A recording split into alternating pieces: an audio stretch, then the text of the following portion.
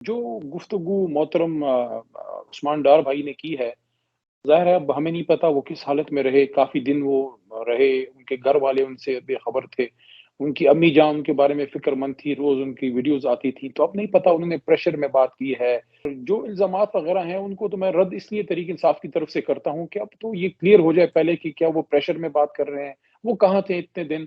तो ये सवाल तो अपनी जगह जी मौजूद है ना जी। ये नहीं पता कि वो बात ये अब क्यों कर रहे हैं, पहले क्यों नहीं की और क्या वो बगैर प्रेशर के कर रहे हैं, अपनी मर्ज़ी से कर रहे हैं? तो किसी भी जमात में कुछ हॉक्स होते हैं, कुछ डोव्स होते हैं, कुछ थोड़े एग्रेसिव होते हैं, कुछ जो है मुफ़ाहमत की बात करते हैं। ये कोई जुर्म नहीं है। एग्रेसिव होना या मुफ़ाहमत की बात करना दोनों अपनी-अपनी जगह सियासत का हुस्न है। शाकिर भाई देखिए चेयरमैन जनाब इमरान खान साहब ने खुद यानी कि किसी और ने नहीं, उन्होंने खुद ये बात कई दफ़ा की है कि मोहतरम चीफ जस्टिस पाकिस्तान, उनके नीचे एक जुडिशल कमीशन हो, एक इंक्वायरी हो। हम भी चाहेंगे कि 9 मई की इंक्वायरी हो, जिसने गलत किया है उसको सज़ा मिले। हम तो खुद एप्रिशिएट करते हैं और सपोर्ट करते हैं इसकी इंक्वायरी को, लेकिन इम्पार्शियल इंक्वायरी हो। जो गुफ्तगू मोहतरम उस्मान डार भाई ने की है, ज़ाहिर है अब हमें नहीं पता वो किस हालत में रहे, काफ़ी दिन वो रहे, उनके घर वाले उनसे बेखबर थे।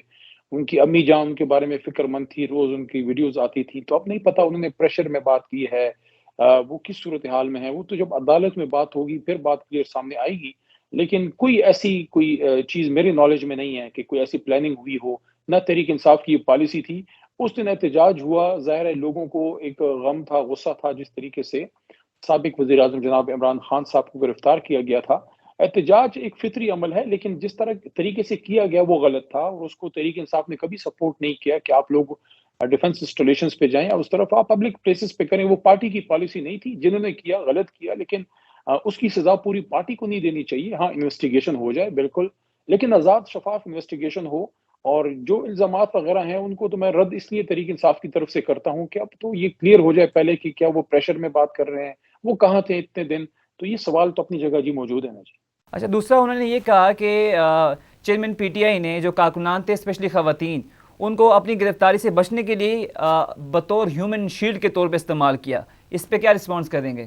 देखिए मैं अब क्या कहूँ इस तरह की बातें ज़ाहिर है इंसान जब मुश्किलात में हो, गिरफ्तार हो या पता नहीं कहाँ थे वो इतने दिन, तो अब ये नहीं पता कि वो बात ये अब क्यों कर रहे हैं, पहले क्यों नहीं की और क्या वो बगैर प्रेशर के कर रहे हैं, अपनी मर्ज़ी से कर रहे हैं, क्या वजह है कि उनको करनी पड़ी? ये मत भूलिए कि उनके घर को बड़ी तकलीफ़ से गुज़रना पड़ा और उनके जो भाई हैं मोहतरम उमर डार भाई, उमर डार की भी इंटरव्यू कल आपने देखी होगी कि काफ़ी तकलीफ़ से ये लोग गुज़रे हैं। अच्छा अली भाई, साथ उन्होंने ये कहा कि जो 9 मई के वाक़या की प्लानिंग थी, कोर कमेटी के इजलास में ये डिस्कशन होती रही कि अगर मुझे गिरफ़्तार किया गया, चेयरमैन पीटीआई की तरफ से कहा गया कि मुझे गिरफ़्तार किया गया तो हसास तनसीबात पर हमला किया जाए। तो आप भी कोर कमेटी इजलासों का हिस्सा थे, मुख्तलिफ जो पीटीआई के अंदरूनी जो इजलास होते रहे, इसके अलावा जो तर्जुमानों के इजलास होते रहे उसका हिस्सा रहे, तो क्या कोई ऐसी प्लानिंग होती रही है जो आज उस्मान डार साहब ने कही है? देखिए, आखिरी कोर कमेटी जो हुई थी जिसमें शिरकत का मौका मिला था, वो ज़मान पार्क में हुई थी। बहुत बारिश हुई थी उस दिन, हम बाहर बैठे हुए थे, उसमें तो ऐसी कोई बात नहीं हुई। अब मुझे नहीं पता कि उस्मान डार साहब किस मीटिंग की बात कर रहे हैं, मेरे सामने ऐसी कोई बात नहीं हुई और ना तहरीक-इंसाफ की पॉलिसी थी और सबसे बड़ा सवाल ये है कि मोहतरम उस्मान साहब अब ये बात इतने अरसे बाद क्यों कर रहे हैं? अभी तक वो डिफेंड करते रहे, तो हो सकता है कि वो प्रेशर में बोल रहे हों, उनको कोई तकलीफ हो या उनका घर बड़े इम्तिहान से गुज़रा है। आप सबने उसको देखा है और काफ़ी दिन वो स्क्रीन से गायब रहे, तो ये बड़े सवालात हैं, बहुत बड़े सवालिया निशान हैं कि क्या ये बातें हकीकत पे मबनी हैं और क्या ये बातें अदालत में वो करेंगे? क्या इस पे 164 का बयान होगा? अदालत में जाके भी यही मौक़िफ़ होगा? तो फ्री एंड जो एक आज़ाद फ़िज़ा में वो बात करें तब वो होगा। अभी तो क्लैरिटी ही नहीं है कि वो इतने दिन कहाँ थे और अचानक इंटरव्यू उनका आ गया। आई थिंक कि कल ही शायद या परसों उनकी वालिदा मोहतरमा का एक उनकी प्लीडिंग आई थी कि वो चीफ जस्टिस साहब से दरख्वास्त करी थी कि उनका बेटा नहीं है, गायब है। हम तो ये बात करते हैं देखें शाकिर भाई, तहरीक इंसाफ का इस पे बड़ा कंसिडरेट ओपिनियन है कि अगर कोई शख्स गलत काम किया है, वो अली है, ज़ैद है, बकर है, अमर है, कोई भी है, आप उसको अदालत में पेश करें। सिर्फ उस्मान साहब नहीं बल्कि देखिए हमारे सदाकत अब्बासी साहब काफ़ी दिनों से वो गायब हैं, उनके घर वालों से उनका कोई राब्ता नहीं है। उसके साथ शेख रशीद साहब सीनियर पॉलिटिशियन हैं, वो भी गायब हैं। अभी जो हमारे फ़ारूक हबीब साहब सीनियर हमारे अब पुराने वर्कर हैं हमारे, स्टेट मिनिस्टर रहे और मीडिया को वो देखते रहे। तो वो भी अब नहीं है, काफ़ी दिनों से वो भी गायब हैं। तो इस तरह अचानक कोई गायब हो जाता है, फिर आके उसका बयान आ जाता है, तो ये सारे बड़े सवालिया निशान हैं कि ऐसा क्यों होता है? अच्छा, उन्होंने ये भी इल्ज़ाम लगाया कि आपका जो लॉन्ग मार्च था, जो आके पिंडी में आपने जलसा भी किया था, वो इसलिए आपने किया कि जो मौजूदा आर्मी चीफ़ है जनरल सैयद आसिम मुनीर, वो आर्मी चीफ़ ना बन पाएँ। इस पे आप क्या कमेंट करना चाहेंगे? देखिए, मैं इसको भी तहरीक इंसाफ की तरफ से इस इल्ज़ाम को भी अक्सर रद्द करता हूँ। जनाब इमरान खान साहब ने हमेशा ये बात की है कि ये मुल्क भी मेरा है, फ़ौज भी मेरी है, और हमेशा ये बात की है कि इस मुल्क को इमरान खान साहब से भी ज़्यादा फ़ौज की ज़रूरत है, और हमारे लिए सारे काबिल एहतराम हैं। चाहे जो भी देखें, ये सिर्फ़ पार्टी का नहीं, मेरा अपना भी ये ज़ाती भी मौक़िफ़ है कि जो भी कोई पाकिस्तान का आर्मी चीफ बनता है, वो तकरीबन सारे ही काबिल होते हैं। सिर्फ़ उसमें ये होता है कि कौन ज़्यादा एक स्टेप आगे जो है उसको उसकी कैपेबिलिटी ज़्यादा हो, अदरवाइज़ वो सारे कैपेबल लोग हैं। तो हमारे लिए तो सारे ही काबिल एहतराम हैं। अभी आसिम साहब चीफ हैं, अगर उनकी जगह कोई और भी होता, वो भी हमें उतना ही काबिल कबूल होता।